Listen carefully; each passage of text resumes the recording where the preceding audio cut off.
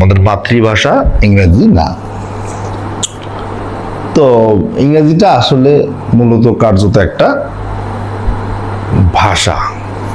তো আমরা এটাকে সাবজেক্ট ভাবলে আসলে সম্পূর্ণভাবে এটাকে সাবজেক্ট ভাবলে আমাদের ভুল হবে।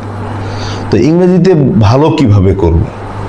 তো এই আমরা যদি বলি যে যেহেতু আমি ইংরেজিতে গরিব, সুতরাং আমি শুইয়া পড়িলাম, খাটলি নিয়ে আসুক, আমার অবস্থা ভালো না, এটা বললে হবে নাকি এটার এই প্রবলেমের সলিউশন বের করতে হবে? আর কিভাবে ভালো করব বা কিভাবে ইংরেজির এই বিপদ থেকে বাঁচবো? তো ইংরেজিতে ভালো করতে হলে নারীর প্রেমে পড়তে হবে, ডিকশনারির প্রেমে পড়তে হবে। কেমন? না জানলে ভোকাবুলারি ধরবে তোমায় মহামারী, যদি ধরে মহামারী এই রোগ সারবে না আর তাড়াতাড়ি। না জানলে ইংরেজি শব্দের অর্থ হতে হবে পদে পদে ব্যর্থ। যতই শিখে নিবে ইংরেজি শব্দের অর্থ, ততই প্রশ্ন হবে অটোমেটিক জব্দ, আর ইংলিশ হবে স্তম্ভ। তো কি বুঝলাম?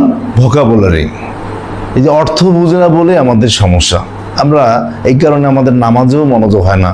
হ্যাঁ, নামাজে পড়ে আসলাম যে মদ এবং জুয়া এসব পরিত্যাগ করো, হ্যাঁ, তো ওটা বলে এসে আবার ওই তাই করছি।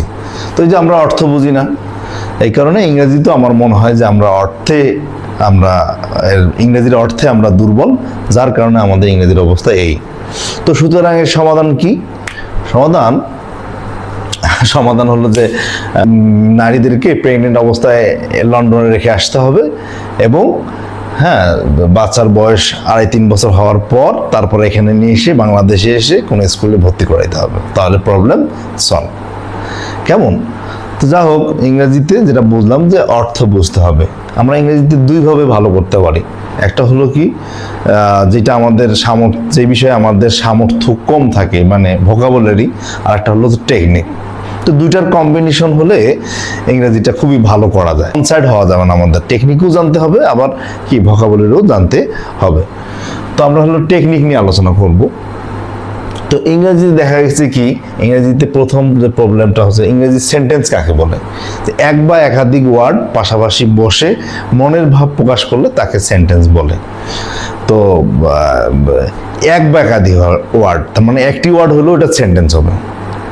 হ্যাঁ, যেমন কাম, গো, ইয়েস, নো, এগুলোও সেন্টেন্স যদি অর্থপূর্ণ ওয়ার্ড হয়। আচ্ছা, তো এখন সেন্টেন্স চিনবো কেমন করে? প্রথম কাজ হলো কি, আমরা যত ইংরেজি দেখি 5টা সেন্টেন্সের বাইরে কি ইংরেজিগুলো না? তাহলে এই সেন্টেন্সগুলো আমাদের ফার্স্টলি জানতে লাগবে। কিরকম সেন্টেন্স? কত প্রকার? সেন্টেন্স হলো 5 প্রকার, এটা আমরা জানি।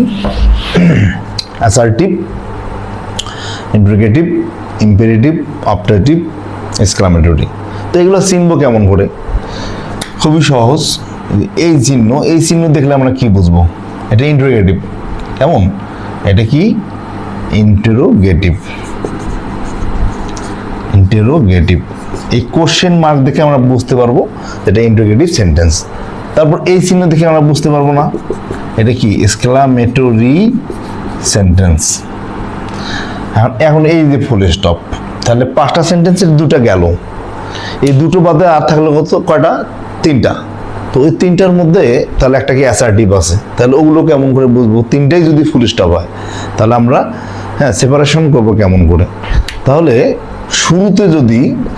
শুরুতে একটা সেন্টেন্সের শুরুতেই ব্যক্তি বা বস্তু থাকে, কেমন? শুরুতেই ব্যক্তি বা বস্তু বলতে আই অ্যাম এ ছাগল, আই অ্যাম এ স্টুডেন্ট। এই যে আই, শুরুটাতে কি আছে? আই, তো এটা ব্যক্তি, দ্যাটস দ্য রিজন এটা অ্যাসার্টিভ সেন্টেন্স। তারপরে যদি বলি এগ ইজ গুড ফুড, তাহলে এই যে শুরুতে এগ আছে, এটা কি? একটা বস্তু দ্বারা শুরু হওয়ার কারণে এবং ফুল স্টপ শেষে আছে, এই কারণে আমরা একে অ্যাসার্টিভ সেন্টেন্স বলবো। তাহলে শুরুতেই ব্যক্তি বস্তু থাকলে এটা অ্যাসার্টিভ সেন্টেন্স। তাহলে এটা অ্যাসার্টিভ সেন্টেন্স, শুরুতেই ব্যক্তি বস্তু থাকলে।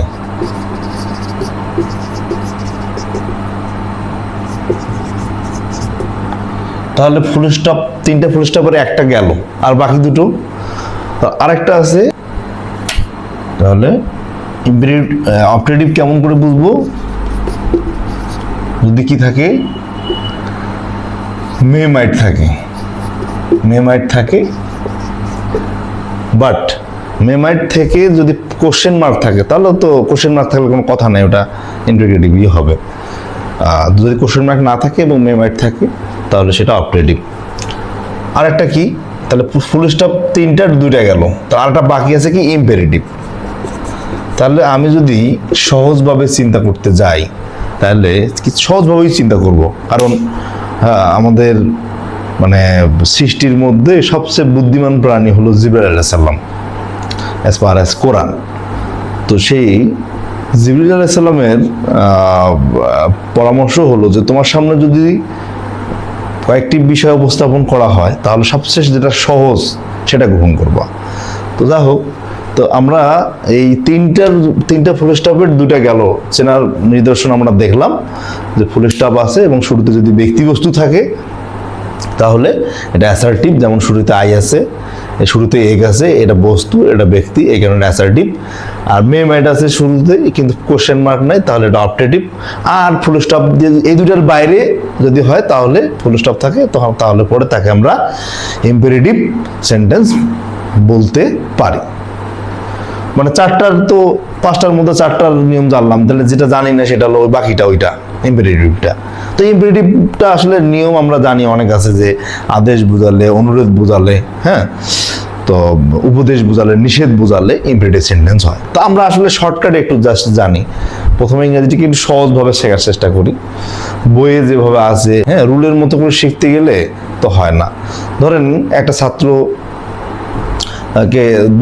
দুইজন ছাত্র সাইকেল চালা শিখবে। এখন একজন ছাত্র পৌরবাজার থেকে বই নিয়ে এসে পড়ছে যে cycle, how to ride cycle. আর একজন কি করছে, তার পাশের বড় ভাইয়ের কাছে একটা সাইকেল নিয়ে ওই সাইকেল দিয়ে সে প্র্যাকটিক্যালি সে শিখতে চাচ্ছে। তো কার শেখাটা ভালো হবে, কার শেখাটা দ্রুত হবে এবং কার শেখাটা ইফেক্টিভ হবে? 100% যে সাইকেল দিয়ে, হ্যাঁ, টু বি ডিরেক্ট, যে প্র্যাকটিসিং করছে সেই ভালো শিখবে এবং তারটা লাস্টিং করবে।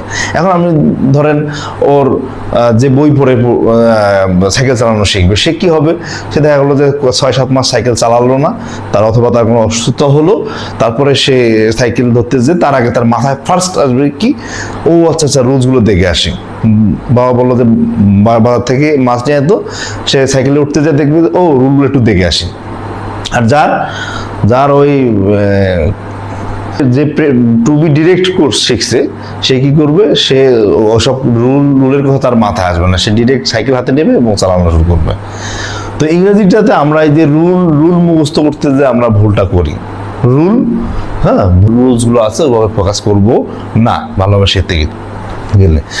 তো ইংরেজির গোড়া থেকে আমাদের আসতে হবে, তো আমরা সেটাই আসছি। সেন্টেন্সগুলো আমরা তাহলে দেখলাম যে 5টা সেন্টেন্স কেমন করে চিনবো। আমরা যত ইংরেজি লেখা দেখি এই 5টা সেন্টেন্সের বাইরে তো নয়, কেমন? তাহলে আমরা তো আশা করি চিনতে পারবো যে 3টা চিহ্ন আছে, একটা সেন্টেন্সের শেষে 3টা চিহ্ন বসে, একটা ফুল স্টপ, একটা হলো কোশ্চেন মার্ক, একটা হলো এক্সক্লামেশন মার্ক।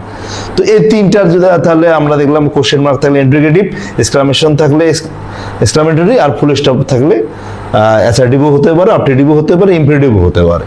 তো অ্যাসার্টিভ সেটা নিদর্শন কি দেখলাম, শুরুতেই সেন্টেন্সের একদম শুরুতে ব্যক্তিবস্তু থাকা লাগবে।